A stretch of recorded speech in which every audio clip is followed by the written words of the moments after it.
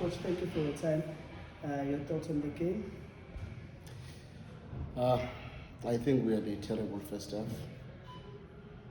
We never really supported our game or football actions very well. And I was not even surprised when we could not even take a shot at goal, because there was no movement beyond the player that was supporting him.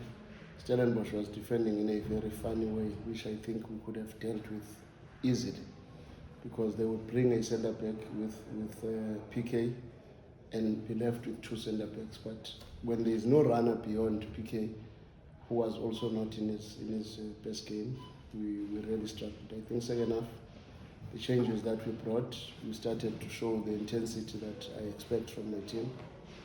We won the goal from a counter pressure, the ball from a counter pressure, and scored from there. And I think we had moments that we could have done something second half.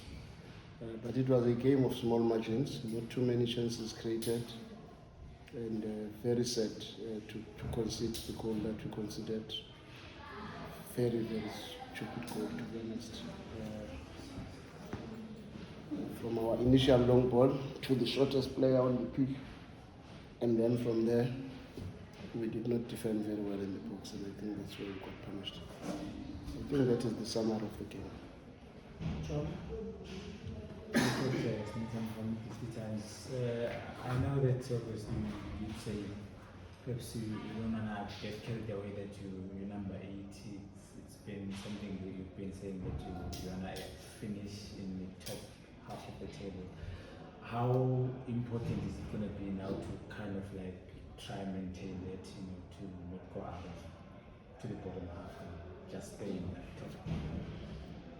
Now it's going to be very important. It's what we've been fighting for, and I think it's what we are capable of, to be honest. I think we deserve to be in the top 8. I would have loved to go in with 3 points, because we still have the threat of Siwelele that has got 1 game short.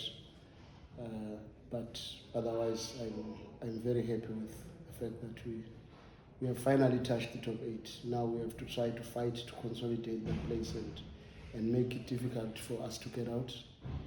We've got some big assignments coming, and I do believe my team will come out in those matches.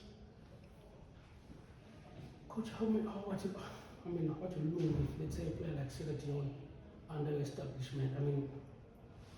Under your tutelage, Arrows, to win the Golden Boot. He's on 12 now. I think the last player Arrows to win a Golden Boot, we were also here. I think it was the late Richard Hennekan. How much just to repeat something like that with this young side trying to mold? No, it would be nice to not necessarily to maintain the position of Dion in terms of goals, but also to keep improving in terms of our offensive actions. It's pleasing to note that Ndlovu is probably number 1 in terms of assists in the PSL, and PK is also in that mix. I think 5 assists as well. And for Dion to be the top goal scorer, then we are looking at seeing how many more assists we can get from all the other players around, because if PK can have 5 from the number of games that he has played, it's very positive for the club. But the reality is that I don't want us to be carried away with the fact that Dion is leading now. We can only wish that he maintains, but the competition is very stiff.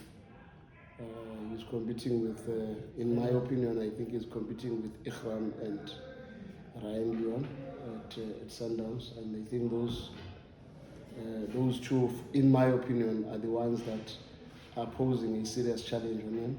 And those teams are the ones that create probably a lot of chances.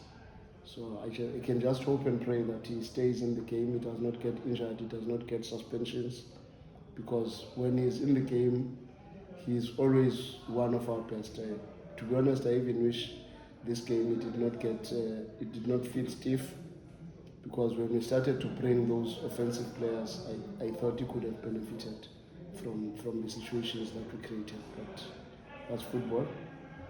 We are happy that he's currently leading.